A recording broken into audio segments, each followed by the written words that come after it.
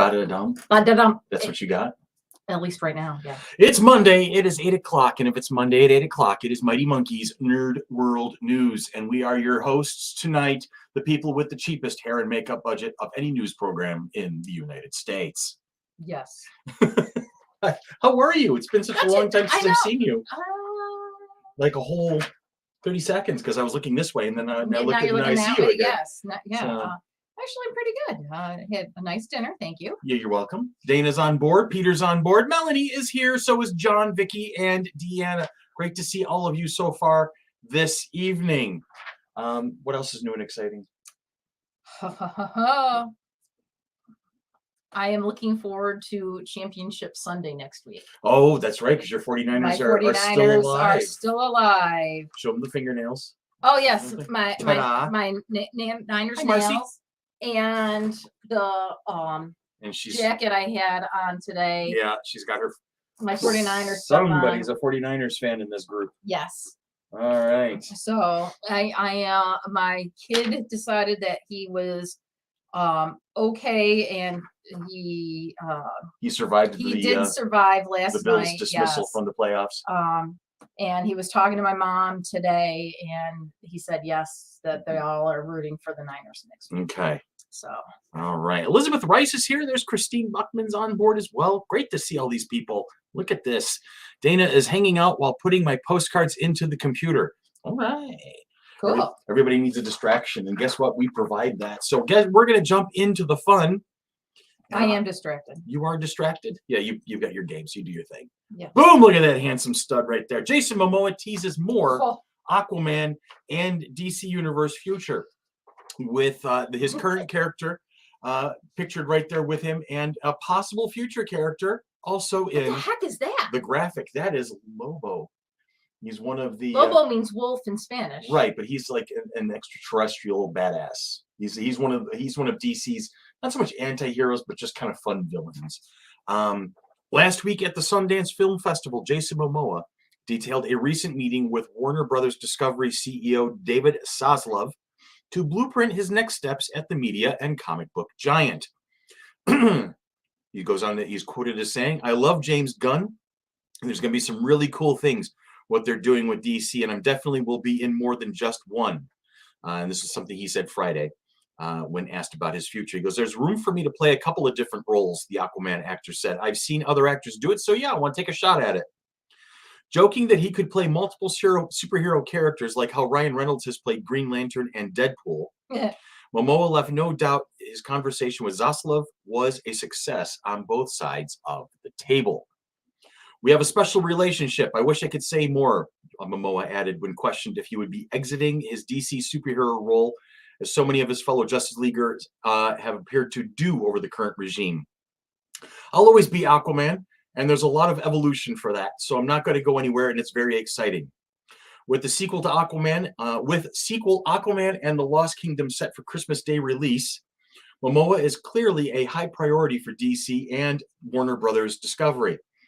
"It was really wonderful to be over there, and Warner Brothers is a home," he said. "There's a lot of things we're going to be doing over there, so I'm very excited for the future." The original 2018 Aquaman remains the highest grossing DC movie ever at $1.1 billion worldwide. Let's jump over to the comment section here. Elizabeth Rice is working on Gallifrey 1 costumes, as always. Melanie says, "I think Aquaman is kind of done, but they want to keep him on board." I don't know. They might. He's been so positive about it, they may throw another little tidbit of Aquaman at him. Who knows? So many people have done both DC and Marvel characters. You are right, Dana. Not sure you want to talk about Green Lantern. No kidding. Everybody wants to talk about Green Lantern. I don't think Ryan Reynolds wants to talk about Green Lantern. You know, it's kind of funny how he treats that now. It's more along the lines of the bastard stepchild, but he will chat it over from time to time. All right, I'm going to go back to this graphic, and I will click on that, and then I'm going to be ultimate cameraman as I slide my webcam over here and focus on this lovely lady to my left. You just sit right up. Look at you. Sit right up. Yeah. Yeah. Wow. I know, I Ta-da! got my feet up tonight. You're Usually relaxing. I am relaxing. We are a very casual kind of a group. Definitely. It's the calm before the storm because tomorrow we're giving a Regents exam for English. Ooh, ew. And then Wednesday I'm giving the Regents exam for Algebra 1. So not looking forward to that. So pray for me. Okay, saga number 61. Saga is back, and it's time for another epic season of emotional adventures and shocking surprises for Hazel and her star-crossed family. Oh, it kind of reminds me of like Jimmy Fallon going into the subway with some other musical guests and Fair. busking and things like that. Right. And yeah. Okay. About the Saga series. Saga has sold 7 million copies to date across single-issued trade paperback compendium, which Chris actually has a couple of, and digital editions, and has been translated into 20 languages. The series also boasts multiple Eisner Awards, Harvey Awards, a Hugo Award, British Fantasy Award, Goodreads Choice Awards, Schuster Award, and several more. In short, if you're not reading Saga, the question is, why not? One of the creators of, and one of the continued producers of Saga is Fiona Staples, and she's apparently quite well regarded.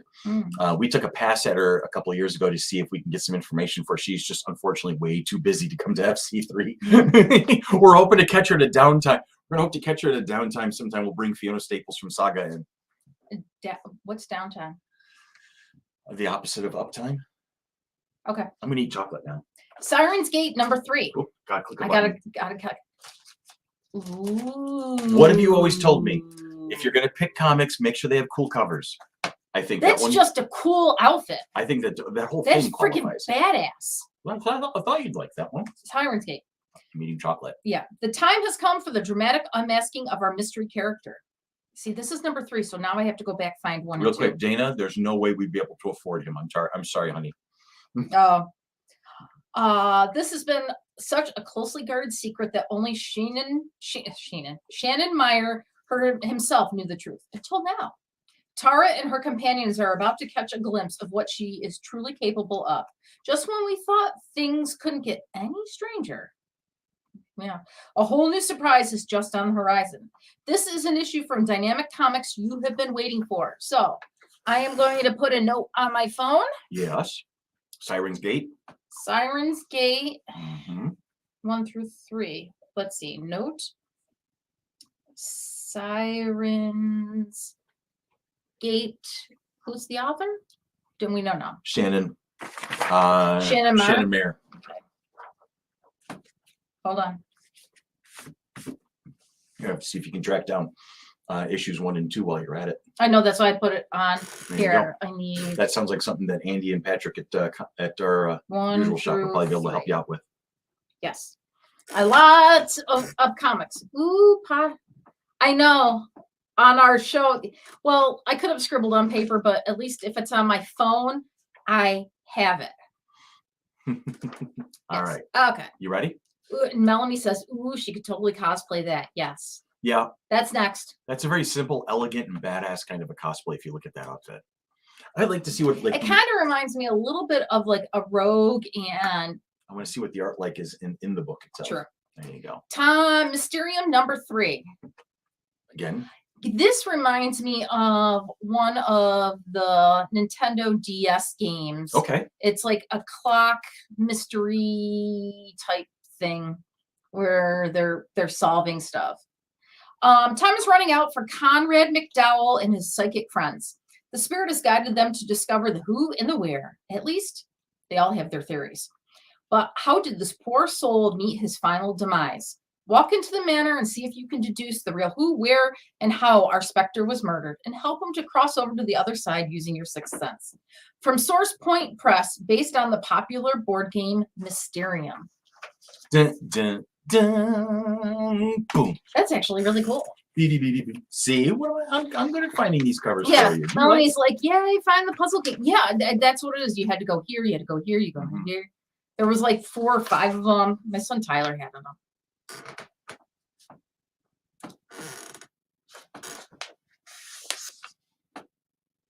Don't threaten unless you mean it.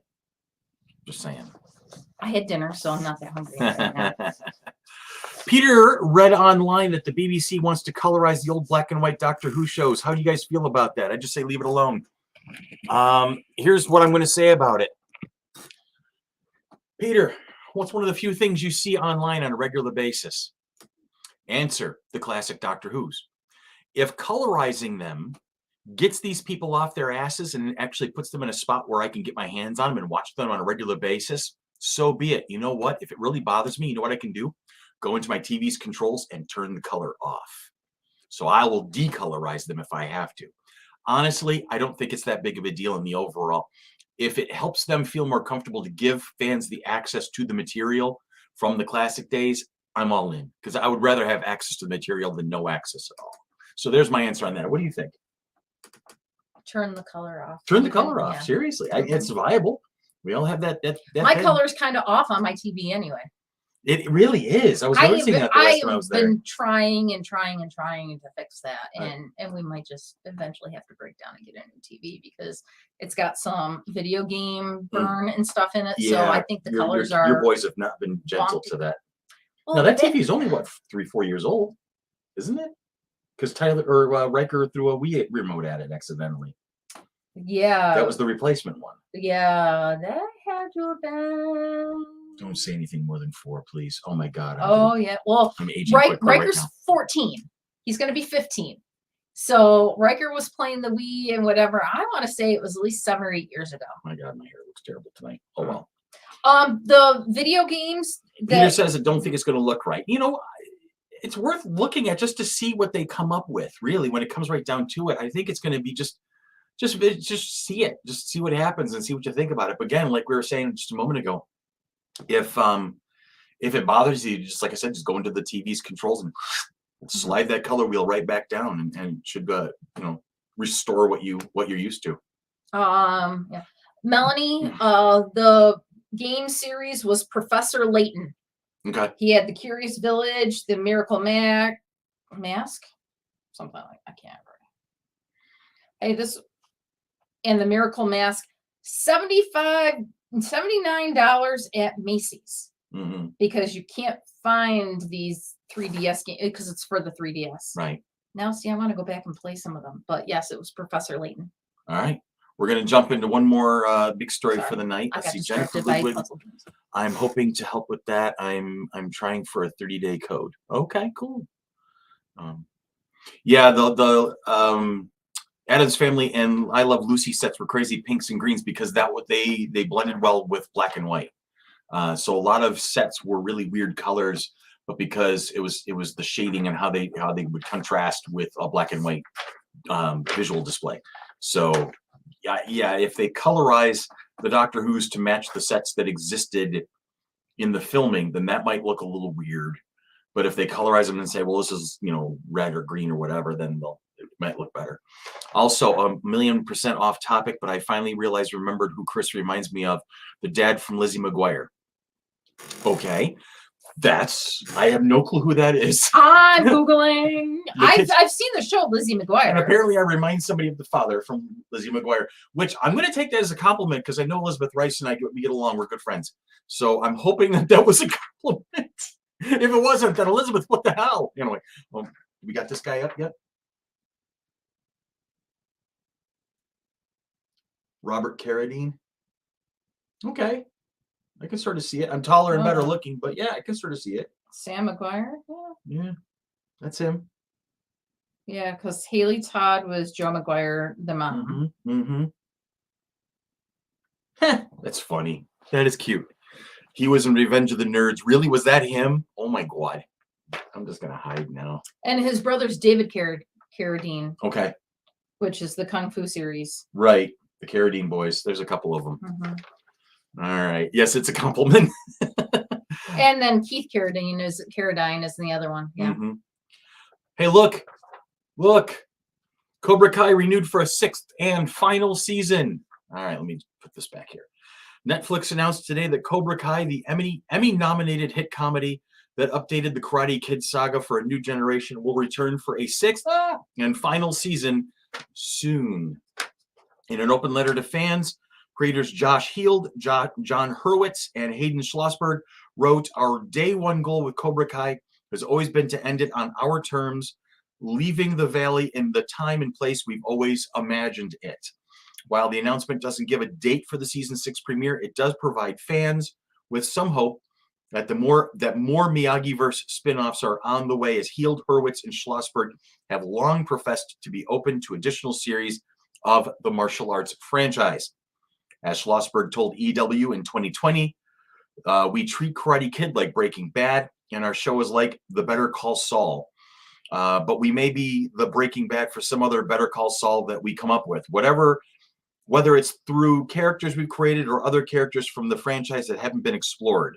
Added Hurwitz late last year. Every option is on the table. It's a special piece of entertainment, and we're connected to. And now, even more than 5 years ago, we are dying to explore it some more. So for now, the creators want fans to prepare for the biggest season of Cobra Kai yet. And you heard it here. Wow, that didn't work the way I expected it to. I'm sorry, I didn't mean to throw it at you. No, I did. You know what? And the baby was sleeping over here, and oh no, baby back down. Baby's back down. Baby sat up, and then baby went. Yes, because we're throwing stuff around. She's like, toy? Yeah. Well, we took the ball away. Yeah, we did take the ball away. She was getting a little annoying. Well, because she was taking it, and it was one of those Kong ones, and it was going. Dum, dum, dum, dum. I know. I don't know if you're going to get a Juno sighting tonight. She's kind of like, she's tuckered out after having a long bark earlier. Hold on. Are you gonna broadcast that? No. All right, there you go. She's out cold. It's a Juno sighting, sort of. It's a third-party Juno sighting. Well, you can tell she's out like a light. So, friends and family, I hope you guys are doing well. It's good to see everybody as always. We had a board meeting the other day. We did have a board meeting. The wheels are turning. The FC3 2023, FC3 2023. There's a lot of 3 in that. Yeah. Is now officially underway. So I am planning on sending emails back tomorrow. Mm-hmm. I was formulating the email response, and I'll have some time tomorrow afternoon while I'm doing remote office hours because we don't have students tomorrow afternoon. Oh, Elizabeth, I'm so sorry to hear that. One of her dogs passed away last week. Oh, I'm so sad. Aww. So to do that, but we have a lot of names that we are kicking around. Yeah. So we're going to send the information back out saying, these are all the names that we're interested in from A to Z. We started with a list of 67 names, something like it was in the 60s of names to consider for guests. We whittled it down to about 20. We had lists from 7 different companies. Yes. And I got 7 different agencies. Agencies and agents. And then I got Peter, seriously? Get out. Go home. We're talking about the fact we don't. And I gotta hug this guy next time I see him. got another list Sunday night. Oh, you got a whole new list? I got a whole new list Sunday night. Oh my word. But first things first, no, I want to say, you say 67 names. I think there was 167. I think there was probably like closer to 500 names between all the lists. That's Some amazing. of the lists had similar names. You can't tease at work. Some of the agencies and agents represent the same clients. No, we will not be getting Colonel Sanders this year. So there is just a lot of stuff to read through and then to see what the requirements are, because it's not just okay, yes, we're going to take you. Right. There's a lot of talk and planning involved. Yeah. When here's how this works, guys. When we get a guest list consideration, I'm going to fire it out there because I always use this name. Mark Hamill's, for instance. Just using it as an example. All right, say Mark Hamill's on a list of names, and we're going to like, oh, hey, we're going to consider that name. Tanya will then send an email to the agency that represents Mark, and they'll be like, okay, here's our show. This is our time frame. Here is our current budget. You know, we are interested in this particular personality. What would it take? And that usually takes about a few days for that to process. And then sometimes it'll take a week or 2 for them to even get back to us and say, okay, that person is or is not available. Here is their guarantee. Here is the stipulations of their contract. No brown M&Ms, things like that. And then we see if it's viable. And then it goes back and for forth. us back then. Yeah, it'll go back and forth probably over like the course of a week and a half, 2 weeks. Couple weeks. So yeah. from the start of a suggestion to the actual signing of the guest, it's a good like month and a half, 2 months. 2 months typically, 2 to 3 months. So the fact that we're starting now here in February, you can probably expect maybe something by the middle of March. Late March, early April, I would say would probably I said be maybe the middle of March. Yeah, would be an initial guest list. Hiccups. And then we will then wander through the list and see what's going on. Anyone else from Spaceballs? Not right now. We haven't looked at it. We are looking at a ton of names, right. And we want to bring some more artists in right. this year to focus in on some. And right now, Daphne Zugina and Bill Paxton are not, or Bill Pullman, excuse me. Bill Paxton passed away. Bill Pullman, they are not available through the agencies we work with at the moment. Mel Brooks is, unfortunately, he doesn't really do much for travel. I can't imagine what his guarantee is. Oh, it'd be astronomical. Dana says, do you always look for different guests, or do you try to repeat certain guests? We try to have unusual, unique guests every year. Every so often, yes, we do repeat certain guests. Like we've had Austin St. John in twice. We've had Karen Ashley in twice. We've had Michael Koski and Greg French in a couple times. Greg French in twice. Michael says he would love to come up and be staff. That would be so much fun to have him. But he doesn't know if he can swing it. Well, if he can, we'll make a space for him. So we're hoping for that. But we try to pull in actors and actresses from different genres and different demographics because it's like we're a Lego set from, was it 8 to 99. So we want to have guests that everyone, and we'll shift that demographic around from time to time. Like for instance, for the first few years, we had a lot of Power Rangers and pro wrestlers. Well, now we're going to move away from that for a little while, and we're going to try some different things. We're going to bring in folks from CW shows, for instance, because we had Holly Marie Combs from Charmed and Pretty Little Liars. She came to us for last year. We've kind of skirted around voice actors. We brought in a couple over the past couple of years, like Charlie Schlatter last year was amazing. We had such a great time with Charlie. The year before. I mean, we've had Tom Kane and Jim Cummings the first couple of years. But Trina Nishimura has come in. Yes, but I think there's like people could recognize Mike McFarland and Charlie Schlatter a lot more. And once Jim Cummings started talking, they're like, oh, okay, Winnie the Pooh. Yeah. But if you just say Jim Cummings and you're not necessarily in the know. You say Darkwing Duck, people will latch in on that. Right. And like Tom Kane is the voice of Yoda in Clone Wars and some other stuff. But that's the challenging thing about voice actors is because they're behind the screen. People don't know who they are. Don't recognize their face. Also, here's the thing. How many times this weekend when we were meeting on Saturday, we were Googling almost every single name because it wasn't something that we readily recognized. And here's we're like, here's an unfortunate factoid too. The people who ask us to bring in voice actors the most are not a majority of the people who come to FC3. So we look at everything and then we see where it's going to be the most feasible for us to. Like we brought in Trina Nishimura from Attack on Titans on several other things. This was on year 2 or 3. No, she was in year 2 or 3. She was year 1. She was year 1? She was year 1. No, because because she came in with Colin. So she was year 2.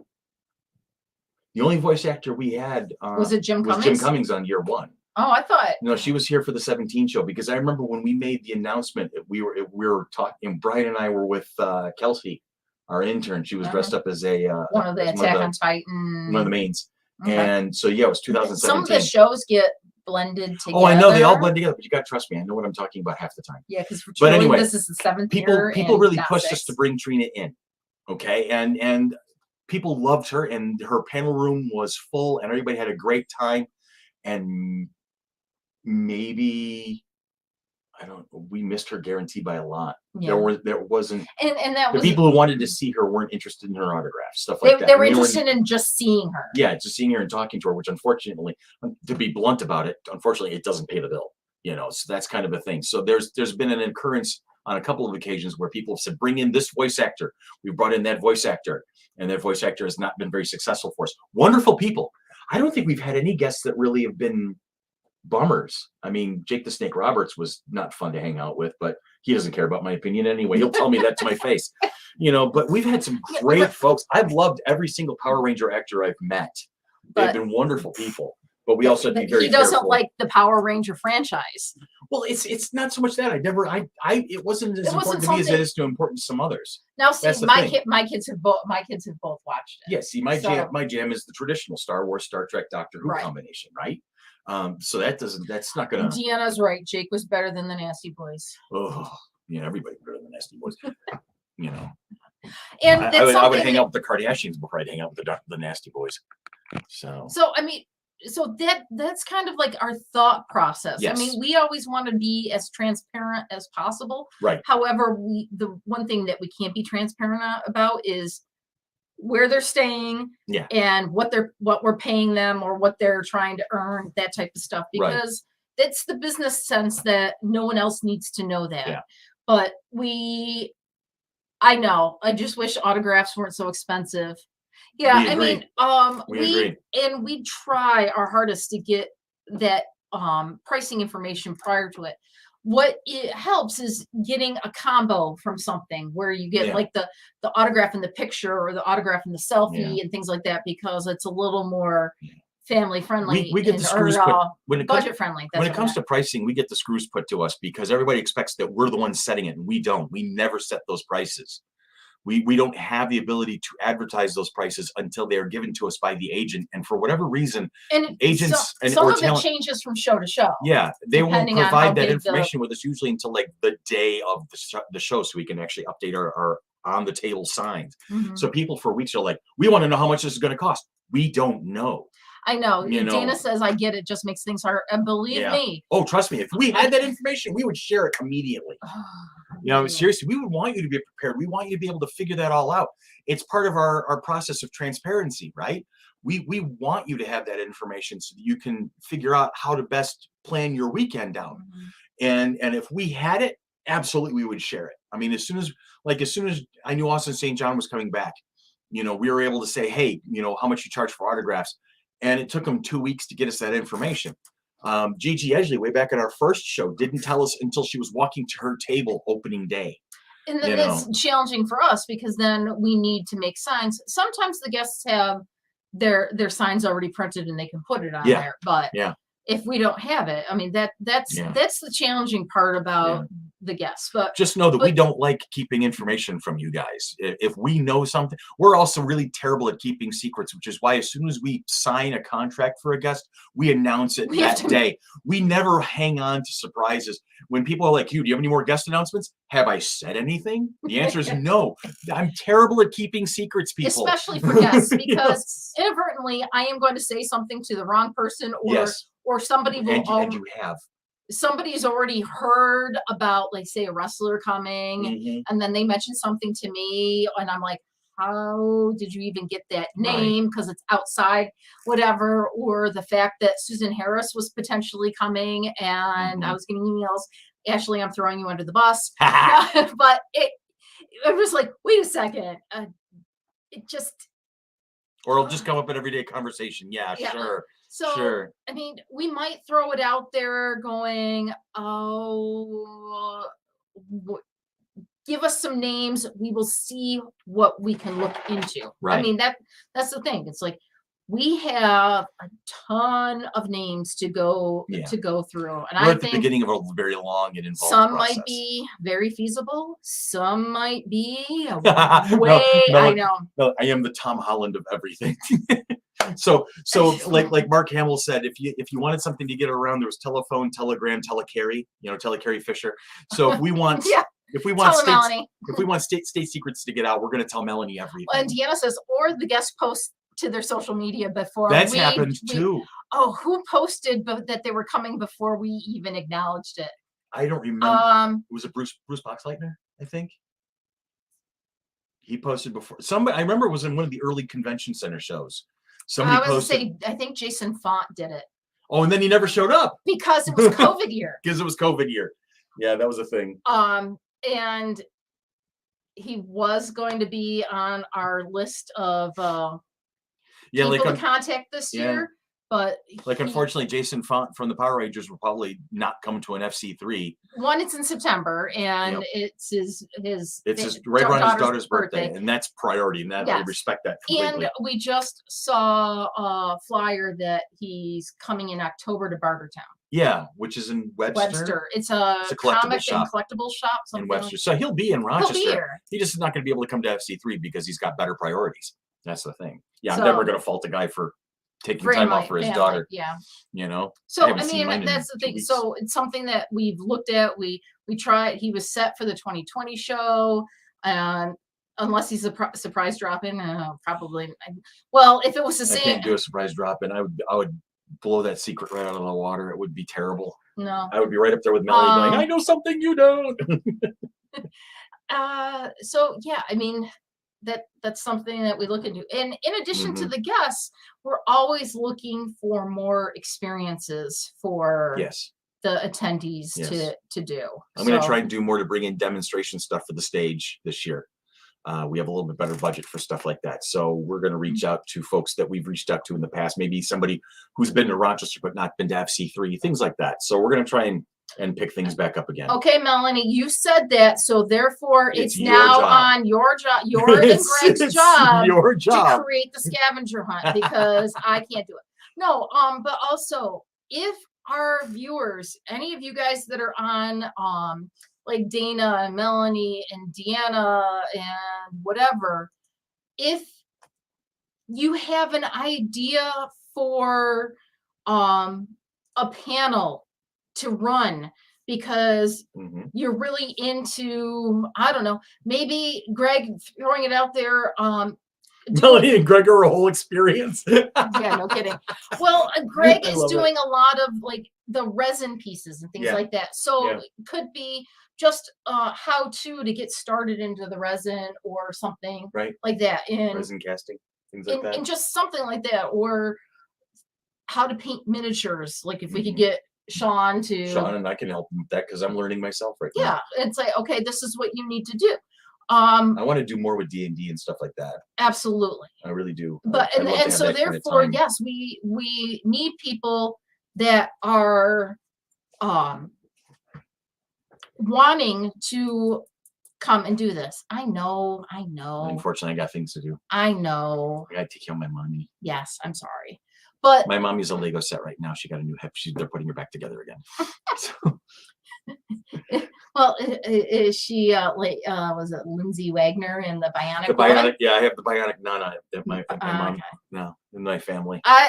Yes, Elizabeth, just put your name in for a Doctor Who panel. Yeah, seriously. And do the Doctor Who fandom panel. That would be awesome and great and amazing. So on that note. All right, my friends, we love you. We miss you. We're excited to see you. Hopefully, you know what we should do? He's cutting me off. I really am. I would sit here and talk for hours if I could. I know. I'm sorry. I don't have that opportunity tonight. I totally you know what we should do though? You know what we should do though? Is do a live meetup where we do. It's like, congratulations, you two did just the first con video about how a con works. Remember, we were going to do like what to expect as a first time we're going to be doing some TikToks coming up soon. Yeah, or even a little segment on here. Yep. A little segment, I'm sorry. I think we should plan a live meetup where we all get together and then Ty and I can do Nerd World News live in front of you guys, but we can all basically do a big hangout together too as well. I think that'd be a good fun time. So we'll work on that and see if maybe we can come up with a future Monday coming up soon.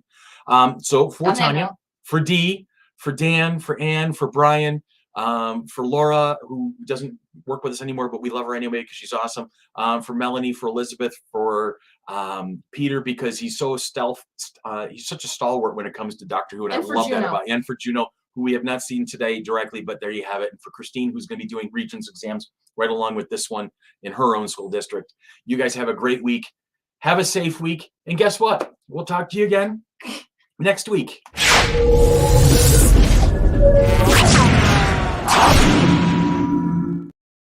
Okay, I gotta go now. Bye bye.